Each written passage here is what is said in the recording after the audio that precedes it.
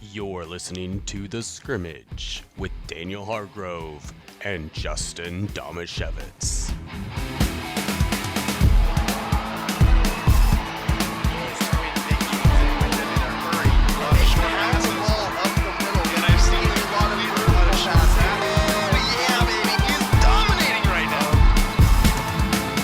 What has quickly become the bane of my existence because you absolutely stomped me again last week. Where are we going this week?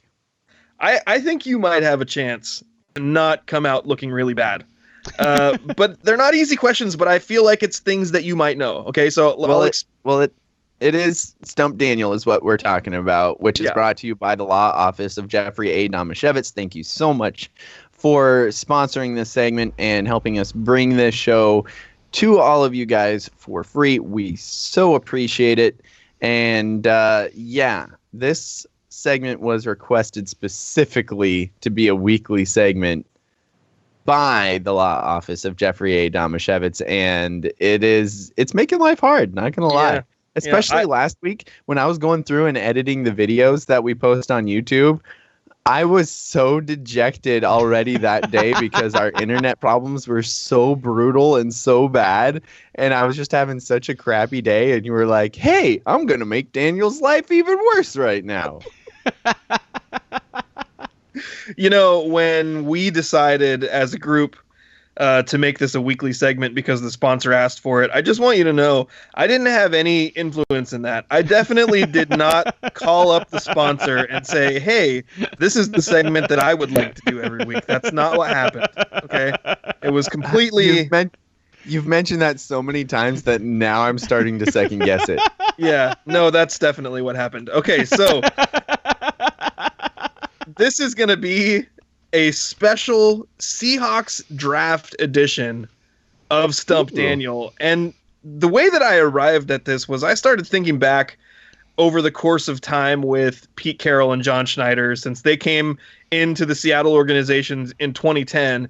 And I really thought, especially out of those first 3 years, they had a reputation in the draft for finding diamonds in the rough. They were the master drafters to the point where when 2015 rolls around and some of the draft decisions they're making look pretty questionable, people are going, well, in Pete and John we trust. And honestly, that became a slogan that I hated more than anything in the world because I will continuously reserve the right to question decisions that are made by the front office, regardless of how successful they've been over a period of time. But those 2010 through 2012 drafts, which we're going to talk about in depth a little bit more later, to remember all the great players that came out of them, have been followed by 8 drafts that were kind of a mixed bag.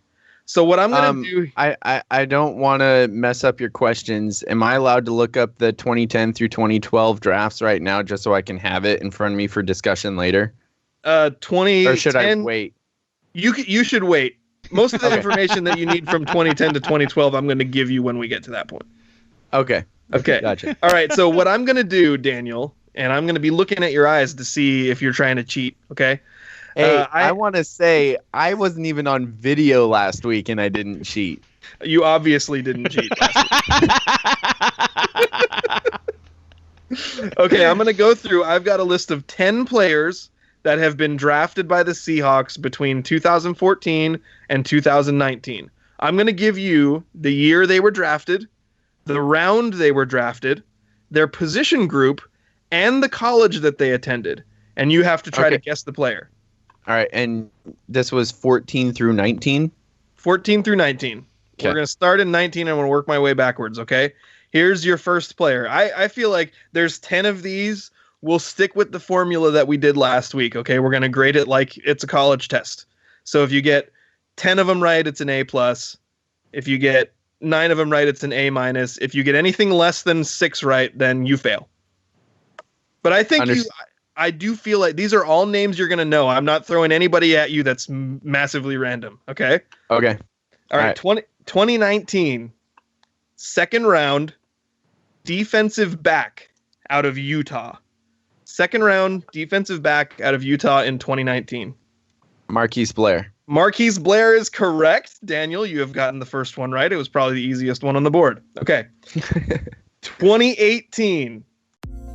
Do you have a legal situation and need someone on your side? Let the law office of Jeffrey A. Damasiewicz be your advocate. If you've been the victim of medical malpractice, suffered a personal injury, or need representation with real estate law, small business law, or estate planning, let Jeff Damasiewicz put his 29 years of experience to work for you. Call Jeff Damasiewicz today at 360-612-3991 or visit damasiewiczlaw.com. That's DAMASIEWICZLAW.com.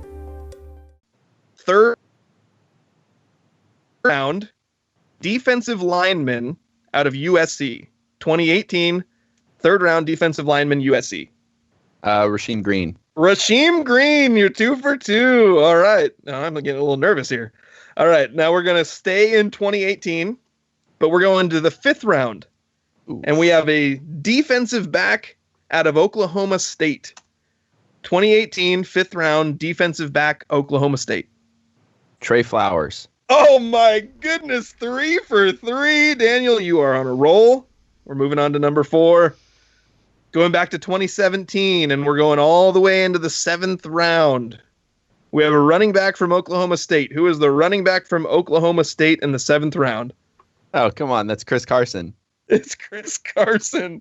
See, I mixed in some easy ones here too, okay? Mixed All right. in. They're all easy so far. I'm so you're- scared for the next 6.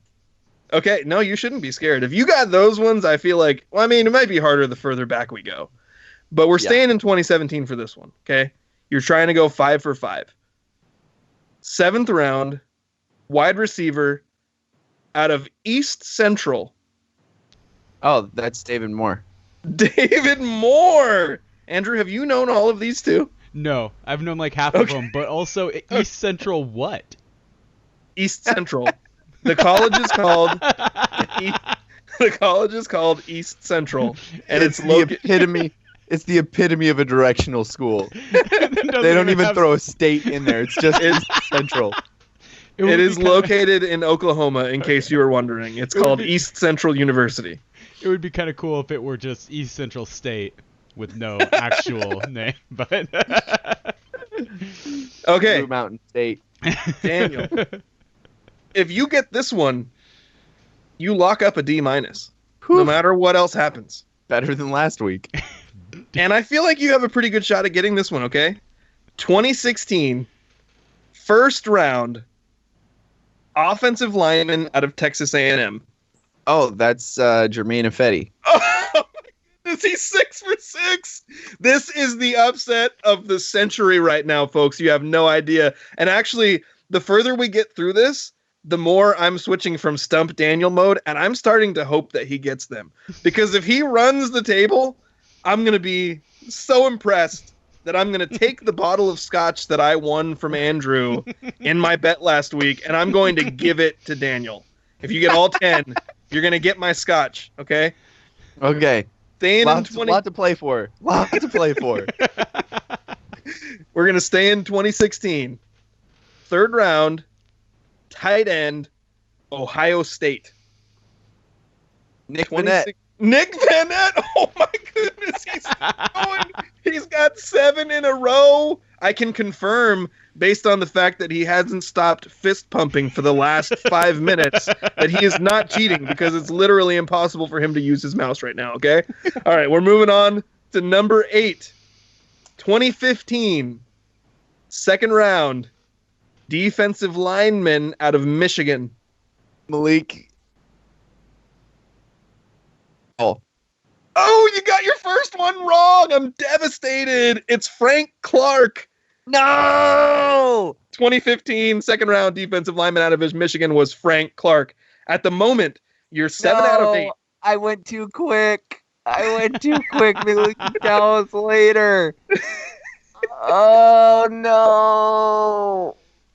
Even though he's already locked up a C-, and this is probably one of the best Stump Daniels in the existence of our show, he looks devastated that he missed that 8th one. He really wanted the scotch. I went way too quick. I was just assuming you were going to throw him in there somewhere. And All right, we're going to move on to number 9. I'm devastated. Crushed. Staying in 2015. 2015, third round, wide receiver, Kansas State. That's Tyler Lockett. Everything Tyler else Lockett. everything else is a disappointment at this point. Well, you're 8 out of 9. I don't know how you could be disappointed about that. I wanted that scotch, Justin. I just want you to know that if you had been asking me these questions, I would have had about 4 of these guys up to this point. Okay, Andrew, how many of these guys would you have had? I think I knew 5, and I might have guessed right on another one, but because I haven't known all of them at all. Okay, so I'm on the record now saying I probably would have had 5. Andrew has a max of 6, and Daniel, you have 8 out of 9. Okay, you got one more. You are on the board for an A- if you get this. Right. 2014, second round, offensive lineman, Missouri. 2014, second round, offensive lineman out of Missouri. I might need the music behind this one. That's a long time ago. Yep. Missouri. They've picked a lot of garbage offensive linemen through the years. I've got 2 names I'm thinking between here, and I should have taken my time to get Frank Clark right. I'm so disappointed in myself because that's because I wasn't even the right college now that I think about it for that one that I messed up. Same state, wrong college. See, I don't remember colleges at all. I want to say... I'm going to say Justin Britt.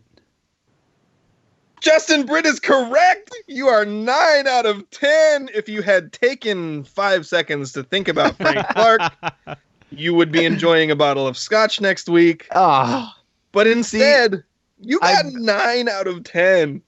I feel good and yet somehow still bad. Well done, Justin. Oh boy. I wasn't even trying to make him feel bad at that point. There was a point about midway through this where I started rooting for him, which is really, it's not in the spirit of Stump Daniel, but it was just the way I was feeling, you know? I'm just an emotional fan, and in that moment, I was a fan of Daniel Hargrove trying to get through this Stump Daniel segment. But so as I mentioned, and again, I'd like to just point out, Stump Daniel is brought to you by the law office of Jeffrey A. Damasiewicz. Thank you for bringing that to us, even though Daniel somewhat defeated me, though he also feels bad about himself this week.